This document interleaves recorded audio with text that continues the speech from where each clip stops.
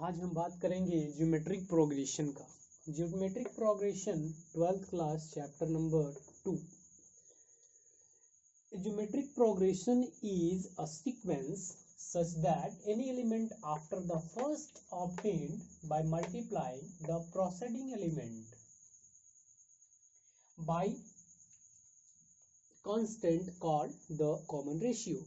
Geometric progression का मतलब हुआ कि फर्स्ट कांस्टेंट रहेगा और सेकंड वाला मल्टीप्लाई होते जाएगा। मल्टीप्लाई जैसे कि अगर एग्जांपल लें कि हमारा 2 है, 4 है, 8 है, 16 है, तो आप देख सकते हैं कि फर्स्ट एलिमेंट यानी कि फर्स्ट टर्म इज 2, फिर मल्टीप्लाई बाय 2 4, फिर मल्टीप्लाई बाय 2 इक्वल टू कितना रहा 8, यानी कि मल्टीप्लाई होते जाएगा 2 2 के सीक्वेंस में। तो इस केस को हमको क्या बोलेंगे, ये है ज्योमेट्रिक प्रोग्रेशन। अब हम दोनों का डिफरेंस बताएंगे कि ज्योमेट्रिक प्रोग्रेशन और अर्थमेटिक प्रोग्रेशन में डिफरेंसेस क्या है। अर्थमेटिक प्रोग्रेशन और ज्योमेट्रिक प्रोग्रेशन पहले हम लोग पढ़ चुके थे अर्थमेटिक प्रोग्रेशन के बारे में। तो इसमें क्या था कि हमारा एलिमेंट कुछ इस तरह से जाता था और इसका एलिमेंट है वो डबल मल्टीप्लाई होते हुए जाएगा। दोनों में डिफरेंसेस दिख रहा है। ये टर्म 1 है, टर्म 2, टर्म 3, टर्म 4, टर्म 5। ये हमारा term 1, term 2, term 3, term 4, term 5 है, इस तरह से जा रहा है। तो इसमें हमारा कॉमन रेशियो होता है और इसमें हमारा कॉमन डिफरेंस होता है। तो कॉमन रेशियो आप जानते हैं कि लास्ट टर्म निकालने का फार्मूला होता है Tn equal to a plus n minus 1 into डी। अब आप बोलेंगे कि a क्या है, a where a equal to first term,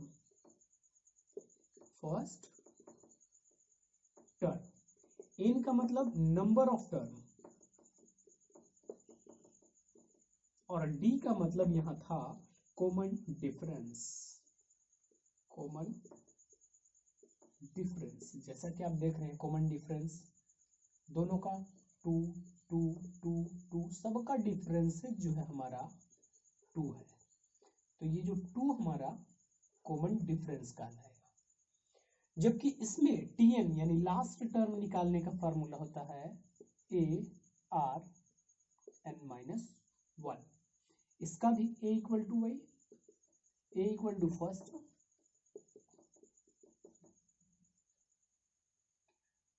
n का मतलब नंबर ऑफ टर्म और r का मतलब जो यहाँ हमारा d था, इसमें हमारा क्या होगा r, और r का मतलब कॉमन रेशियो। कॉमन रेशियो आ गया। अब कॉमन रेशियो इक्वल टू, अच्छा d इक्वल टू क्या था, d का फॉर्मूला था T2 minus T1 equal to होता था T3 माइनस T2 हमेशा आगे से, और इसका r इक्वल टू होगा T2 by T1 equal to T3 by T2। यानी कि अगर हम इससे इसको डिवाइड करेंगे, जैसे T2 हमारा टर्म 2 4 है, 4 डिवाइडेड बाई 2 इक्वल टू होगा किसके, third term divided by second term. Third term कितना था 8 और सेकेंड टर्म कितना था 4, कितना आया 2, यानी कि r इक्वल टू हमारा कितना होगा 2।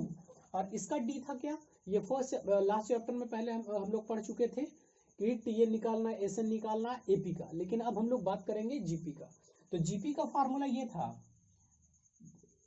GP का सीरीज इस तरह से बनेगा कि मल्टीप्लाई यानी कि डबलिंग होते जाएगा।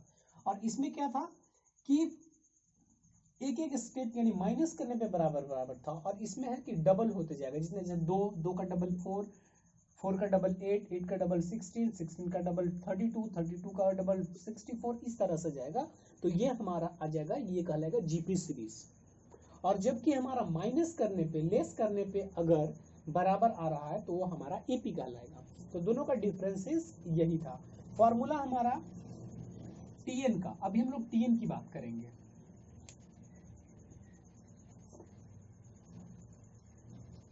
अब जैसे कि इस सीरीज, ये सीरीज जो मेरा एग्जांपल दिख रहा है ये सीरीज है, और बोल दिया find out 10th term of the series.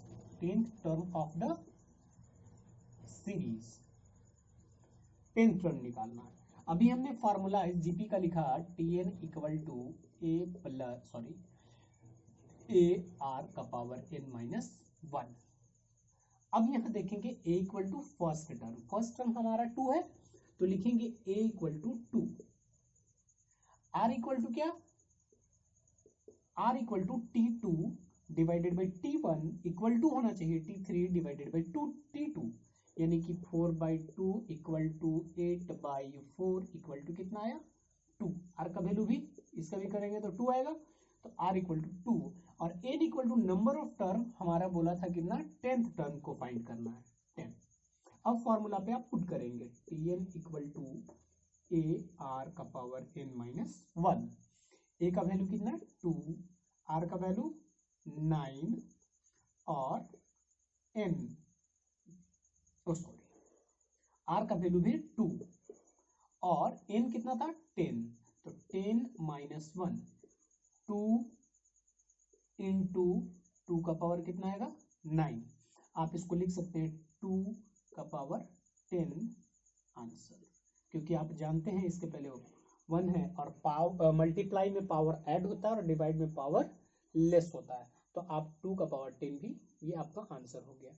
और नहीं तो पूरा सॉल्व करना पड़ेगा, 2 को 10 टाइम्स मल्टीप्लाई करके जो आपका आएगा वही आपका आंसर होगा। ये एक क्वेश्चन हो गया। ये किसी भी जीपी सीरीज का nth टर्म निकालना हो, किसी भी जीपी का nth टर्म यानी 10th टर्म निकालना था, 20 भी बोल सकता है, 25 भी बोल सकता है, 5 भी बोल सकता है, व्हाटएवर जो भी, तो nth टर्म निकालने के लिए यानी कि लास्ट टर्म है, Tn इक्वल टू क्या होता है last term, Tn equal to last term निकालना, लास्ट टर्म की बात करेंगे।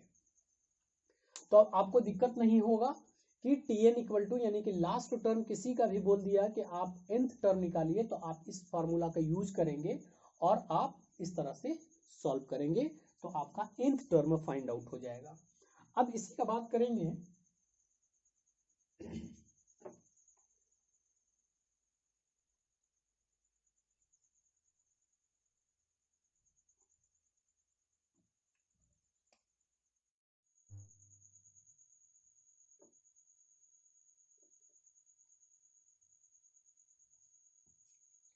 अब हम बात करेंगे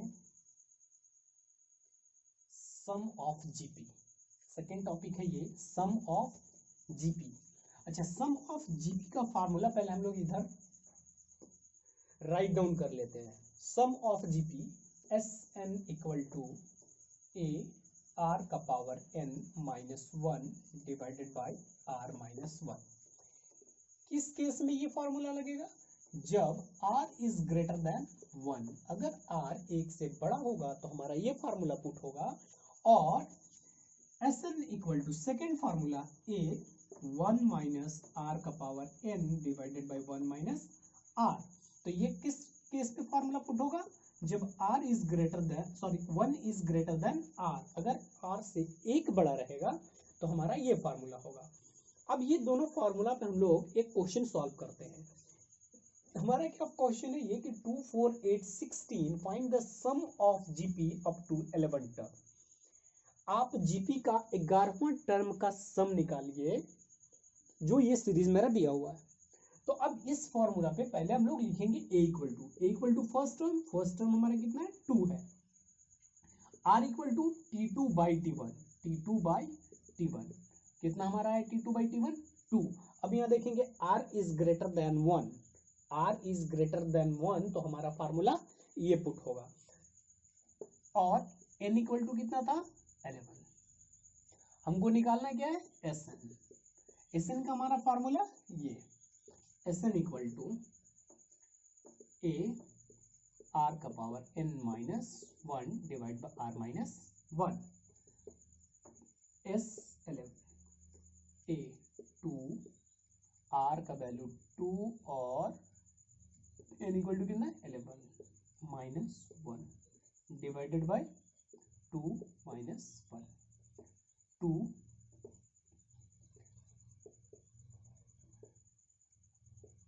डिवाइडेड बाई 1।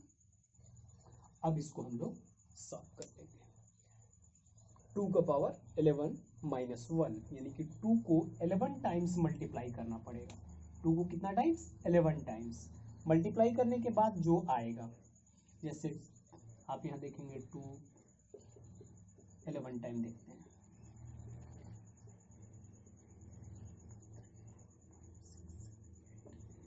9 10 11 हो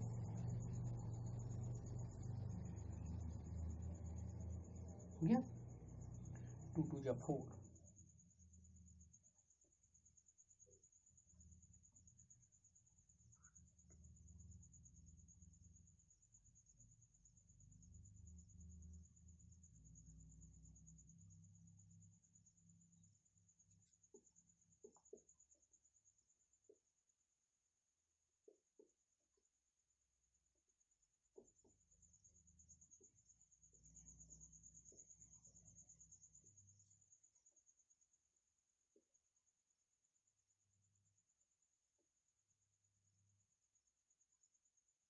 ये हमारा आंसर हो गया कि 2 को 11 टाइम्स मल्टीप्लाई करेंगे तो 2048, और -1 था, -1 की हमारा इतना है, फिर 2 से मल्टीप्लाई, तो ये हमारा निकल गया सम ऑफ जीपी 11th टर्म का। अगर यही 20 टर्म का बोलता 25, बस 11 के जगह 20 25 वट जो भी होगा वो हमारा जीपी का फाइंड आउट हो जाएगा। तो ये हमारा इस फॉर्मूला पे पुट करेंगे तो हमारा जीपी का सम फाइंड आउट हो जाएगा। उसके बाद हम बात करेंगे नेक्स्ट टॉपिक का, सीक्वेंस टर्म का।